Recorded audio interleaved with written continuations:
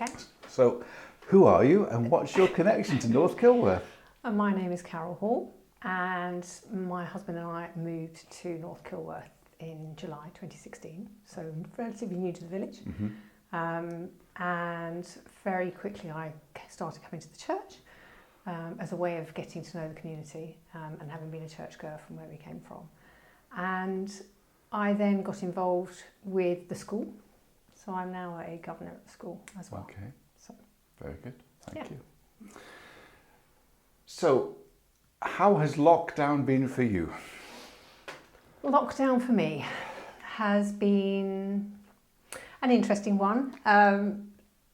My focus, I think, that has kept me sane has been to, because it's a health thing, it's to do with the pandemic, was to try and make sure I was the fittest and healthiest I could be. Okay. Not allow myself to eat all the wrong things and wallow in comfort eating, but that I was going to do as much exercise as I could. And I love early mornings. I'm an early riser. Yeah. So I set myself not the goal, but I just wanted to get up early every morning and walk, which is what I did. Did a very simple circuit along the canal and then back across and up through the village, back home. So it was a nice opportunity to see how the seasons changed as well and the changes that occurred. So yeah, it was, for me, it was about trying to keep fit and healthy and try and take my mind off the fact that I wasn't seeing the family, wasn't able to see two young new babies in the family who were close by. And so yeah, it was about trying to keep fit and healthy. And I do still walk now.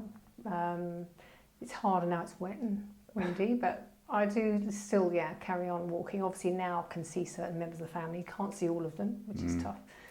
Yeah. But that's how it is. So you started walking as your way of dealing with lockdown and avoiding the COVID kilos. So yeah. What have you got out of your walking, your early morning walking? What has it brought to you? A reconnection with nature. I mean, I always have been a fan of nature. Always loved, as a child, always be out and about and walking. But to actually almost reconnect with nature on a much more grounded level, to see the sunrise, to hear the birds sing, to notice the snail on the path in front of you, the tiniest little bug on a leaf, and somehow that was so soothing. So soothing to the mind and the soul, as well as the physicalness of exercise. But just to know that no matter what else is going on, this nature is still happening. The world is still turning. All these wonderful things are still happening. And if we just stop and look at what is going on outside and connecting with what's outside, it was very soothing, very comforting, and uplifting. So you think that's helped keep a positive mental attitude? Definitely. Yeah. Definitely.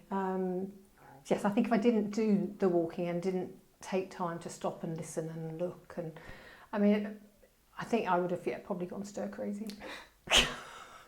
Probably would have gone stir crazy. So what? Tell me some of the things that have really kind of been your sort of highlight moments. Then the things that have been really kind of just, you think, wow, this is a great moment that I'm in here. Okay.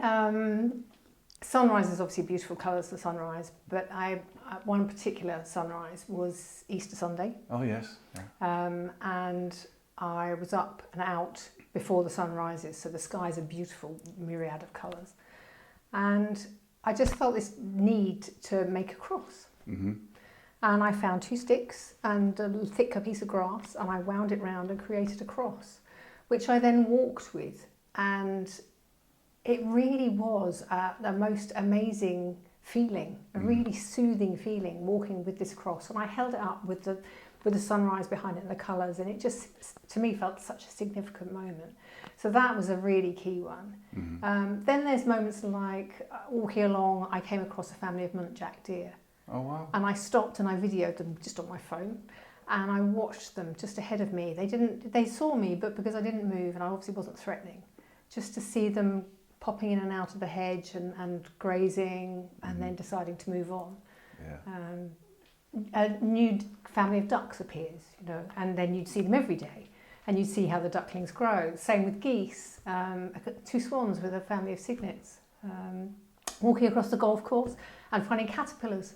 Yeah. You know, looking on plants and finding caterpillars, and then seeing how they progressed. And I even took, because my brother, when I was growing up, he was really big into caterpillars and butterflies, and we always had livestock of some description at home that he then fed, and then we had the butterflies and we released them. And so I'd done that before for my children when they were younger, and so I found some tortoiseshell caterpillars, and so I cut a little leaf they were on and took them home and put them in a tank. And one of my grandchildren had the benefit of watching these caterpillars growing, and then was with me when we released them, which was lovely. Another moment just to share. Yeah, with the whole children. magic of the chrysalis and then the emergence. Just lovely to be able to share that. Yeah. So, those are definitely key moments. And the rainy mornings, you know, it didn't have to be a beautiful sunrise, even just going out in the rain. Yeah. Something about, just listening to the sound of the rain. Why is it that those things just move us so much? I know. I think because of everything else around us, it's so moves so fast. It's so artificial that actually, you know, just being able to stop. And I know mindfulness is a big thing now, you know, and they say 5 things you can see, 5 things you can hear, you know, 5 things you can smell. To actually do that, go out and do that, really does make you realise what life is all about. Yeah. Yes, there's all this other stuff, and people get materialistic and wound up about what they have got, what they haven't got, what they think they need, what they don't need. But actually, bottom line is look what's around us. Yeah. Enjoy what's around us. Yeah. And I hope that, because I know there's been a lot on television on, you know, nature programs about how people have reconnected with nature. I hope it stays. I hope that is passed on to the children who have been out with parents and seen stuff and explored stuff, and that will carry on. Yeah. Because I think that was getting lost. Yeah. That love of outdoors and nature and what's around us was getting lost, and I think it would be lovely if out of all of this that would be something that would happen. Definitely. So when it comes to, you know, lockdown and the pandemic, some people have found that having the most information that they can get helps them, so they're constantly glued to the broadcasts and listening to everything and reading everything. Other people are trying to ignore it and don't want to know. What's your approach been? Somewhere in the middle. Yes, I mean, obviously initially when it all started, you know, there was a BBC News channel virtually, it was all coronavirus. And so yes, it was on in the house, and you would listen to snippets and hear a little bit more. And then there were the daily briefings, and initially I did start listening to a lot of them just to hear what was happening. But then it got to the stage where you just felt, I don't need to know anymore. I don't want to know anymore, because otherwise I need to take a step back from it. Yes, I'm going to listen to the figures and just see what's happening in the graphs, but I don't want to let it become so absorbing that it sends me into a spiral. Yeah. And actually, I want to know what the guidance is. I want to know where we are and what's happening. I want to know what the guidance is, what I can do to keep myself safe, my family safe, my friends safe. But I don't want it to become that, I don't want it to take over my life so much that I don't live, you know, that I don't exist. I just am fearful from, you know, morning till night, and don't sleep because I'm worried about it. Yeah. Because life's passing you by. Yeah. And I think having young family, young grandchildren and things, you know how precious life is and how, you know, things happen, they change so quickly, and you want to try and appreciate and enjoy every moment. Yeah. And if you allow yourself to get so wrapped up in it all, that, you know, it takes everything, it takes over your mind. Yeah.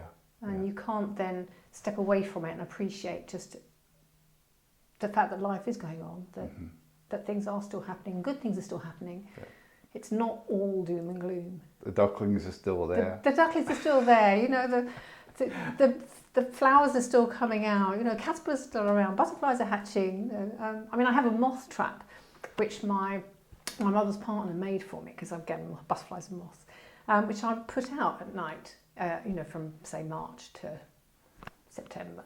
Yeah. And the delight in the morning of going and seeing what you'd got, and just these creatures. I mean, from huge, moths to the tiniest things, but actually just looking at them and seeing them and thinking, yeah, nature, everything's still going on around us, and just not becoming obsessed with it. Yeah.